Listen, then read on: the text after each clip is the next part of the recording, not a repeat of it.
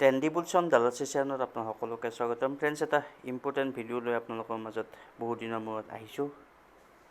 এই ভিডিঅ'টোত আমি আপোনালোকক কিছু ইণ্টাৰেষ্ট ৰেটৰ বিষয়ে আৰু ষ্টক মাৰ্কেট আৰু ৱৰ্ল্ড ইকনমিৰ মাজত কি সম্পৰ্ক ইণ্টাৰেষ্ট ৰেটৰ তাৰ বিষয়ে ক'ম।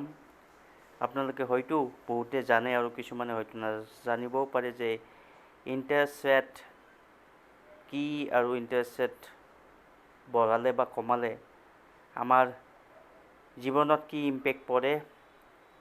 গতিকে আশা কৰিছোঁ ভিডিঅ'টো শেষলৈকে চাব। প্ৰথমতে যদি আমি ক'বলৈ যাওঁ যে ইণ্টাৰেষ্ট ৰেট বাঢ়িলে বা কমিলে ৱৰ্ল্ডৰ ইকনমি বহুত গুণেই ইম্পেক্ট হয়।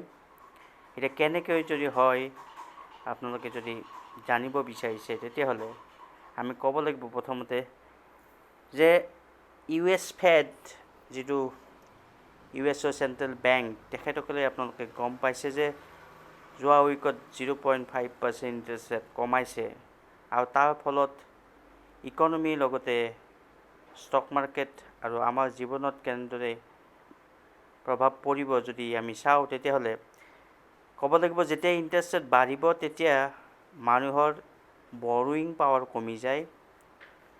বৰোয়িং পাৱাৰ কি, আকৌ বেংকবোৰে আচলতে চেণ্ট্ৰেল বেংকৰ পৰা ইণ্ডিয়াত যদি আমি ক'বলৈ যাওঁ তেতিয়াহ'লে বেংকে RBIৰ পৰা পইচা লয় আৰু তাৰ বিনিময়ত তেখেতসকলে এটা ইণ্টাৰেষ্ট ৰেট দিবলগীয়া হয়। ঠিক তেনেকৈ US ফেডৰ পৰা USৰ বেংকবোৰেও পইচা লয় আৰু তাৰ বিনিময়ত তেখেতসকলে ইণ্টাৰেষ্ট দিব লগা হয়। এই ইণ্টাৰেষ্ট ৰেটটো যেতিয়া কমে তেতিয়াহ'লে বেংকবোৰে কম টকাত ফেডৰ পৰাই হওক RBIৰ পৰা হওক পইচা ল'ব পাৰে আৰু যেতিয়া পইচা কম টকাত লয়, কম ইণ্টাৰেষ্ট দি লয়, তেতিয়াহ'লে বেংকে আমাক আকৌ সেই পইচাটো লোন হিচাপে দিয়ে আৰু লোন যেতিয়া আমাক দিয়ে আমি কম পইচাত কম ইণ্টাৰেষ্ট ৰেটত লোন পাওঁ।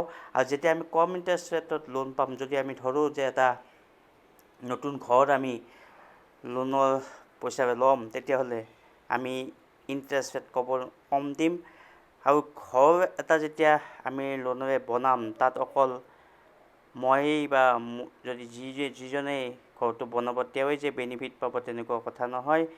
ঘৰটোত যেতিয়া পইচা ইনভেষ্ট হ'ব, লোন বেংকৰ পৰা পইচা ল'ব, তেতিয়া সেই ঘৰটো বহুত মানুহেই ৰিলেটেড থাকিব সেই ঘৰটো বনাওঁতে। চাবলৈ গ'লে কণ্ট্ৰেক্টৰে হওক, ইলেক্ট্ৰিচিয়ানেই হওক, প্লাম্বাৰেই হওক, কাৰ্পেণ্টাৰেই হওক বা ডেক'ৰেটৰেই হওক, আৰু তেনেকুৱা বহুত মানুহেই সেই ঘৰবোৰত কাম কৰিব আৰু ঘৰবোৰত কাম কৰাৰ ফলত তেখেতসকলে আৰ্নিং পাব আৰু আৰ্নিং পালে সেই দেশখনৰ ইকনমি ষ্ট্ৰং হ'ব।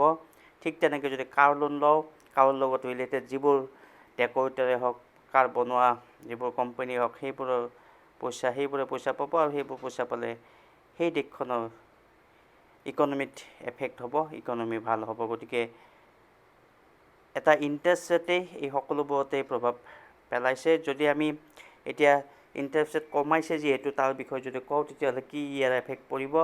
যদি আপোনালোকে FDত হৈছে, FDত যেতিয়া ইণ্টাৰেষ্ট ৰেট বাঢ়ি আছিল তেতিয়া FDত আপোনালোকে পইচা বেছি পাইছিল সুদ হিচাপত, কিন্তু এতিয়া ইণ্টাৰেষ্ট ৰেট যেতিয়া কমি যাব FDত পইচা আপোনালোকে হয়তো কম থ'ব, কাৰণ ইণ্টাৰেষ্ট ৰেট কমি যাব। FDত পইচা থ'লেও আপোনালোকৰ ইণ্টাৰেষ্ট ৰেট বেংকে বেছি নিদিব। গতিকে সেইফালৰ পৰা FDৰ পইচা হয়তো ৰিস্কি ইনষ্ট্ৰুমেণ্ট বুলিয়ে কৈছোঁ ষ্টক মাৰ্কেটত, যিহেতু তাত ৰিস্ক আছে। গতিকে তাত পইচা আহিব, যদিও ৰিস্ক লৈ মানুহে যদি হাই ৰিটাৰ্ণ পায় তেতিয়াহ'লে ৰিস্ক ল'বলৈ টান নাপায়। গতিকে মানি ফ্ল' আপোনাৰ FDৰ পৰা হয়তো ষ্টক মাৰ্কেটত আহিব পাৰে।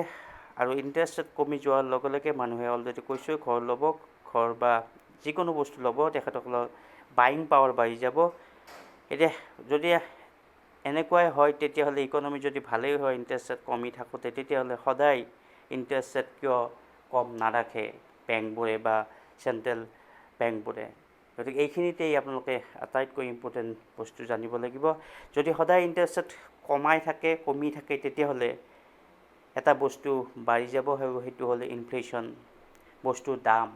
বস্তুৰ দাম বহুত বেছি বাঢ়ি যাব যদি ইণ্টাৰেষ্ট ৰেট সদায় আপোনাৰ কমতে থাকে। আৰু যদি বস্তুৰ দামক কণ্ট্ৰলত ৰাখিব লাগে, বস্তুৰ দাম বাঢ়িব নালাগিলে তেতিয়াহ'লে ইণ্টাৰেষ্ট ৰেট কমৰ পৰা ওপৰলৈকে লৈ যাবলগীয়া হয়, যিটো US ফেডে 15ৰ পৰা 2020লৈকে প্ৰায় ইণ্টাৰেষ্ট ৰেট 0ৰ ওচৰতে ৰাখিছিল, কিন্তু 20ৰ পৰা লাহে লাহে বঢ়াইছে।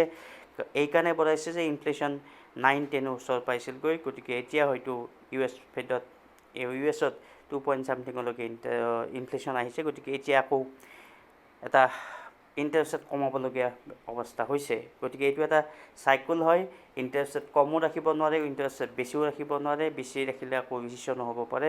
গতিকে এই চাইকেলটো আমি মানি চলিবই লাগিব, আৰু ইয়াৰ ফলত ষ্টক মাৰ্কেটেই হওক বা সেই কাণ্ট্ৰিৰ ইকনমিক গ্ৰ'থেই হওক, এইবোৰত ভালদৰে ইণ্টাৰেষ্ট ৰেটে প্ৰভাৱ পেলোৱা দেখা যায়। গতিকে এই ভিডিঅ'টো হয়তো আপোনালোকক কিছু কথা বুজালে, আৰু কিয় ইণ্টাৰেষ্ট ৰেট আমি চাই থাকোঁ, ইণ্টাৰেষ্ট ৰেট কম নে বেছি, আৰু ষ্টক মাৰ্কেটত ইয়াৰ কেনেদৰে প্ৰভাৱ হ'ব। গতিকে এতিয়া ষ্টক মাৰ্কেট অলমষ্ট টপতে আছে, কাৰণ ইণ্টাৰেষ্ট ৰেটৰ নিউজ আপোনালোকে শুনিছে আৰু সকলোৱে শুনিছে। গতিকে কিন্তু অলৰেডি ইভেণ্টটো হৈ গৈছে, গতিকে লাহে লাহে ইণ্টাৰেষ্ট ৰেট আৰু কমিব 2-3টা, তাৰপিছত কিন্তু ষ্টক মাৰ্কেটত আকৌ ইয়াৰ প্লাছ মাইনাছ এফেক্ট আমি দেখা পাম। গতিকে আশা কৰিছোঁ ভিডিঅ'টোৱে আপোনালোকক হেল্প কৰিছে। ধন্যবাদ।